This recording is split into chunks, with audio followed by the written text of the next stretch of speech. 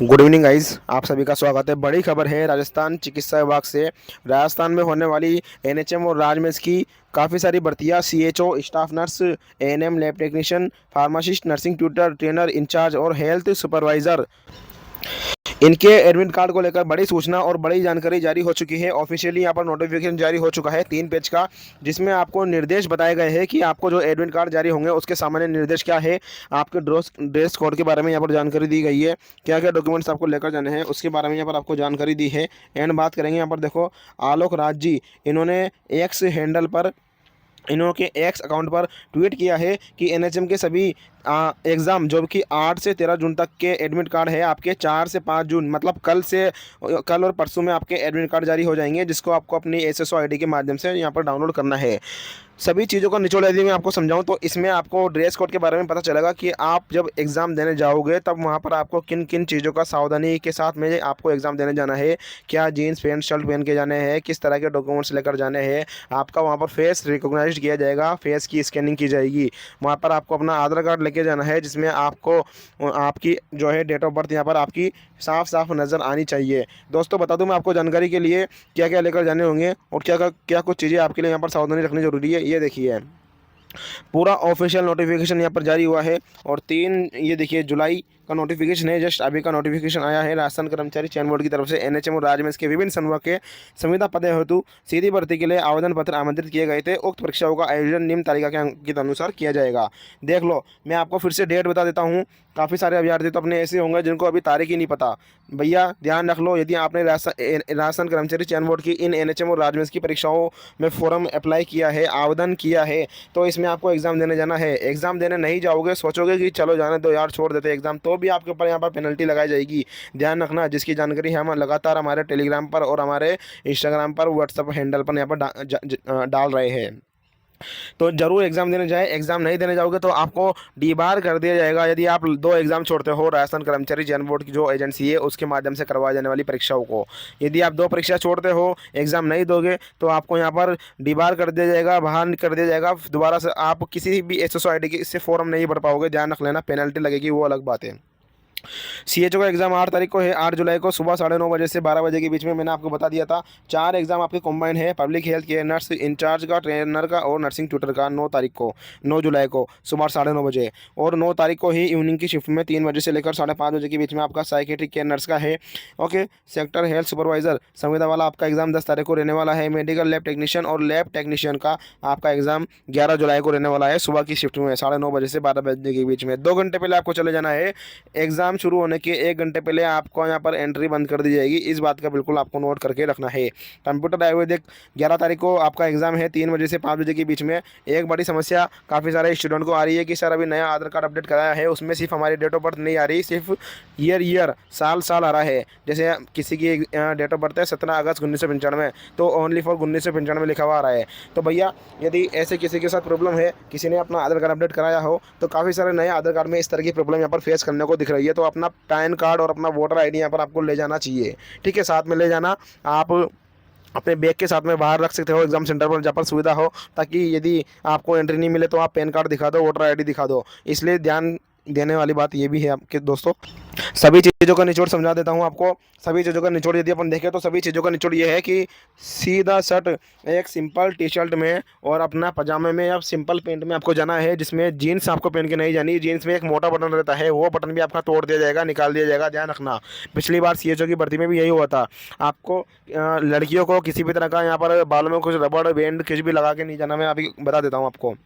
देखो, परीक्षार्थी को ई प्रवेश हेतु निर्देश क्या क्या दिए गए हैं कि बोर्ड द्वारा परीक्षाओं को अलग से प्रोविजनल ई प्रवेश पत्र नहीं किए जाएंगे। मतलब आपको जो प्रवेश पत्र है, एडमिट कार्ड है, वो अपनी एसएसओ आईडी के माध्यम से ही डाउनलोड करना है। अब यदि आपको प्रॉब्लम आ रही है कि एसएसओ आईडी के माध्यम से आपका एडमिट कार्ड डाउनलोड नहीं हो पा रहा, ई मित्र पर चले जाओ भैया। 10 रुपये, 20 रुपये, 30 रुपये, 40 रुपये देकर निकलवा लेना है ना। कोई परेशानी वाली बात नहीं है। इतने सालों से मेहनत कर रहे हो तो मुझे नहीं लगता कि आपको 50 रुपये खर्च यहाँ पर करने में दिक्कत होनी चाहिए। ठीक है, और भी अच्छी बात है यदि आप अपने मोबाइल से डाउनलोड कर सकते हो, करो। लेकिन ठीक है, ई मित्र पर जाइए, वहाँ पर स्कैन करवाइए एसएसओ आईडी और वहाँ से अपना प्रवेश पत्र डाउनलोड करवाइए। ओके, अच्छी तरह से। बाकी ये वेबसाइट आपको दे रखी है, इस वेबसाइट को कॉपी कर लेना और अपने मोबाइल में जो है डाल लेना, तो वहाँ पर आपको प्रवेश पत्र यहाँ पर आपको देखने को मिल जाएंगे। अब आगे बात करेंगे अपन जानकारी के बारे में। तो देखो इसमें बताया गया है कि आपको यूआरएल डालना है। यूआरएल डालने के बाद में दोस्तों आपको देखो इसमें एडमिट कार्ड का ऑप्शन आएगा, click on get admit card option, इस पर क्लिक करना है। इसके बाद तीसरे पॉइंट पर देखिए, click on get admit card option of recruitment of download admit card, आपको डाउनलोड कर लेना है। Enter your application number, date of birth यहाँ पर आपको डाल लेनी है। परीक्षार्थी है तो सामान्य निर्देश क्या दिए गए हैं, आवेदक यहाँ सुनिश्चित कर ले कि वे बोर्ड कार्यालय की उक्त विज्ञप्ति के अनुसार निर्धारित पात्रता और शैक्षणिक योग्यता तो रखते हैं। ऐसा नहीं हो कि आपने नर्सिंग नहीं कर रखी फिर भी आपने नर्स का एग्जाम भर दिया। ऐसा नहीं हो कि आपने डीएमएलटी बीएमएलटी लैब टेक्नीशियन का जो कोर्स और डिप्लोमा डिग्री होता है वो आपने नहीं कर रखा फिर भी आपने मेडिकल लैब टेक्नीशियन की परीक्षा में आवेदन कर दिया। ठीक है, तो ये ध्यान रखना है। रेल बस की छत पर या पायदान पर आपको नहीं जाना, मतलब बिल्कुल सेफ तरीके से आपको एग्जाम देने जाना है। ओके, परीक्षा केंद्र पर आपको 2 घंटे पूर्व अपनी उपस्थिति दे देनी है ताकि तलाशी के उपरांत आप समय पर परीक्षा कक्ष में नियत स्थान पर बैठ सके। परीक्षा प्रारंभ होने के 1 घंटे पहले ही आपका जो है यहाँ पर परीक्षा केंद्र में प्रवेश की अनुमति नहीं होगी। 1 घंटे पहले आपका गेट बंद हो जाएगा। ठीक है, 1 घंटे पूर्व परीक्षा का केंद्र प्रवेश द्वार बंद कर दिया जाएगा। इसके पश्चात किसी भी स्थिति में परीक्षार्थी को परीक्षा केंद्र में प्रवेश नहीं दिया जाएगा, इसलिए परीक्षार्थी समय का विशेष ध्यान रखें। मेरा अनुमान है जब सुबह की शिफ्ट में जो आपका एग्जाम रहने वाला है दोस्तों, उसमें काफ़ी डिफिकल्टी आपको होगी क्योंकि सुबह 9:30 बजे आपका एग्जाम शुरू हो जाएगा। 9:30 बजे के 1 घंटे पहले यानी 8:30 बजे आपका गेट बंद हो जाएगा। इसका मतलब ये है आपको वहाँ पर लगभग 7 बजे पहुँचना होगा परीक्षा सेंटर पर। इसके लिए आपको अपने घर से सुबह 5 बजे, 5:30 बजे, 6 बजे निकलना होगा। और दूसरे ज़िले से जो आ रहे हैं वो 1 दिन पहले जो है अपने एग्ज़ाम सेंटर का जो आपको सिटी मिलेगा, जो ज़िला मिलेगा, वहाँ पर पहुँच जाना है। 1 दिन पहले अच्छे से होटल बुक करना, या कोई दोस्त होता हो तो उसके रूम पर रुकना, अपने परिवार का कोई सदस्य रहता हो तो उसके रूम पर रुकना, रिलैक्स करना, और वहाँ पर आप 1 दिन पहले ज़रूर पहुँच जाए आपकी एग्ज़ाम सिटी में, है ना। ये चीज़ें आपको यहाँ पर ध्यान रखनी ज़रूरी है। अब आपने घर से निकलने से पहले देखो क्या क्या सावधानी रखना है। परीक्षा केंद्र पर अपना प्रोविजनल ई प्रवेश पत्र, एक फ़ोटो आपको लेके जानी है, मूल फ़ोटो युक्त पहचान पत्र लेके जाना है। आधार कार्ड से पहचान पत्र सुनिश्चित की जाएगी। आधार कार्ड में जन्म तिथि का अंकन होना आवश्यक है। देख लो दोस्तों, ये काफ़ी सारे लोगों ने मुझसे कॉल किया ताकि सर मेरा आधार कार्ड में अपडेट करवाया है, नया आधार कार्ड, और उसमें सर हमारी डेट ऑफ बर्थ आ रही है लेकिन सिर्फ साल आ रहा है, जैसे 17 अगस्त 1995 है तो सिर्फ 1995 आ रहा है। तो भैया विशेष परिस्थिति में यदि इस तरह की कोई प्रॉब्लम है तो पैन कार्ड ले जाना, अपना पासपोर्ट ले जाना बना हुआ हो, ड्राइविंग लाइसेंस ले जाना, अपना वोटर आईडी ले जाना, पहचान पत्र, इनमें से एक का मिलान किया जाएगा।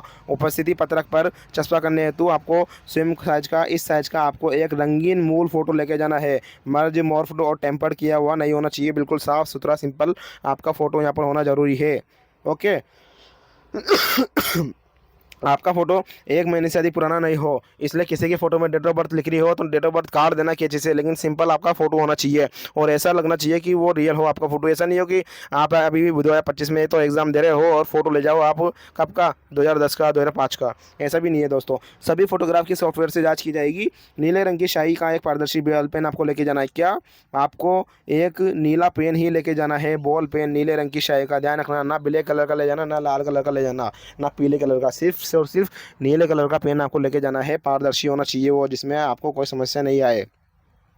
परीक्षा केंद्र में फोटो युक्त पहचान पत्र के आधार पर पहचान सुनिश्चित की जाएगी और तलाशी आपकी की जाएगी। बायोमेट्रिक डिवाइस भी वहाँ पर हो सकते हैं जिससे आपकी उंगलियां या फिर फेस रिकॉग्नाइज आपकी कर सकते हैं। वो ध्यान देने वाली चीज़ें हैं दोस्तों, इसको आपको इग्नोर नहीं करना चाहिए, बिल्कुल सावधानी से जाना। ओके, अब आगे देखेंगे इसमें अपन, तो इसमें आपका फेस रिकॉग्नाइज किया जाएगा। इसके साथ अपने बॉल पेन ले जाना है, किसी भी प्रकार का आपको पेन, पानी की बोतल, purse, bag, geometry, pencil box, plastic pouch, calculator, तख्ती, पेड़, गत्ता, पेन ड्राइव, रबड़, लॉग, टेबल, स्कैनर, किताबें, नोटबुक, पर्चियाँ, whitener, mobile phone, Bluetooth, earphone, microphone, pager, अन्य किसी भी प्रकार का संचार उपकरण आपको नहीं ले जाना। स्लाइड रूल, किसी भी प्रकार की हथियार आदि लेकर परीक्षा केंद्र में प्रवेश नहीं दिया जाएगा। केंद्र पर इनके सुरक्षित रखने की कोई व्यवस्था नहीं है, इसलिए आप इसे केंद्र पर लेकर नहीं आए। अपने हाथों में, अपने गले में कुछ धार्मिक आपने कुछ धागा बांध रखा हो, कुछ आपने कुछ भी पहन रखा हो जो धार्मिक लोग पहनते हैं।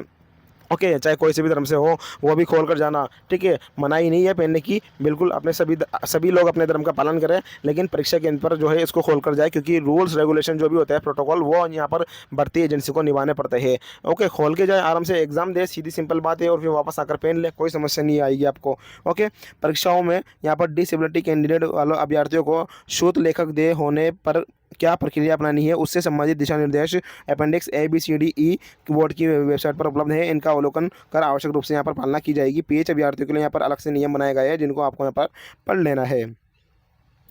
अभ्यर्थी द्वारा उत्तर पत्र की कार्रवाई को भी ध्यान से सुनो दोस्तों। ये आपकी जो आप एग्जाम दोगे, जो आपको शीट मिलेगी उसकी कॉपी आपको मिलती होगी नीचे, आपको पता होगा, ठीक है।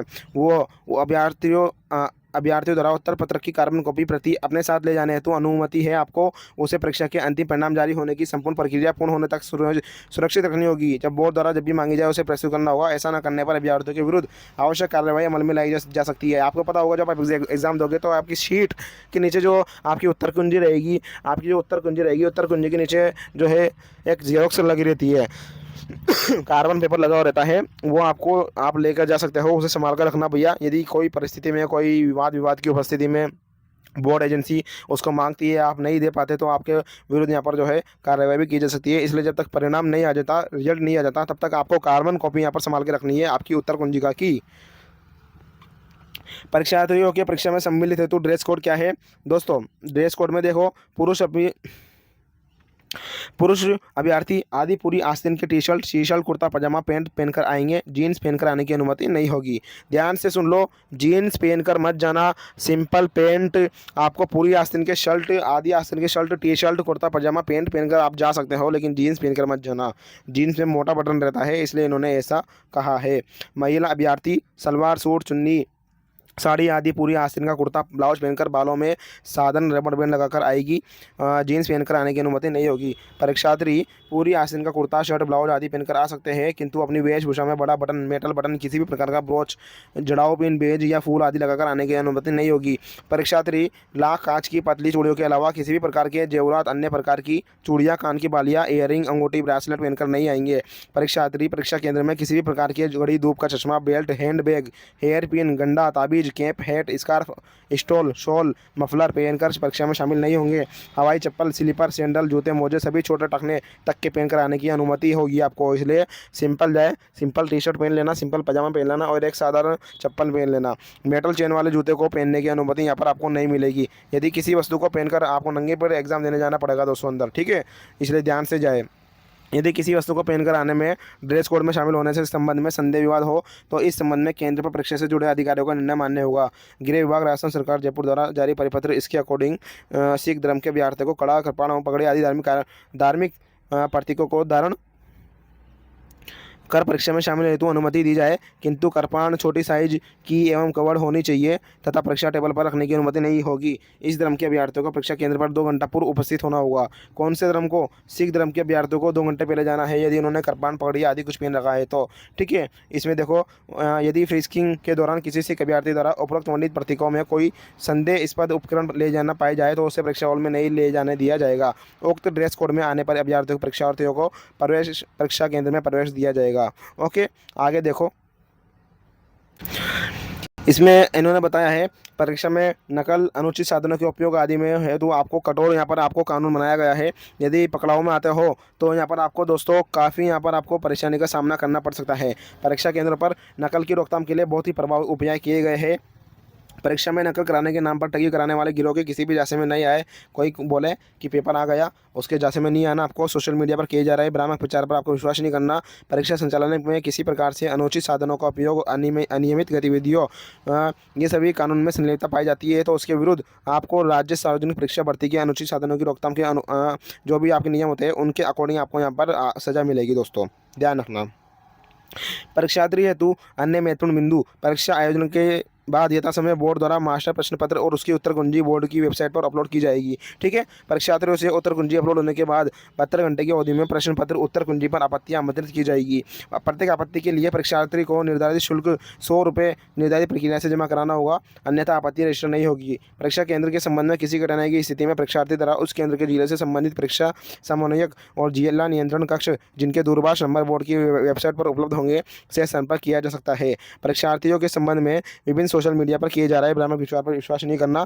बोर्ड द्वारा राज्य स्तरीय प्रतिष्ठित समाचार पत्रों में और बोर्ड की वेबसाइट पर प्रकाशित विज्ञप्ति द्वारा दी गई जानकारी को ही आपको अधिकृत माना जावे।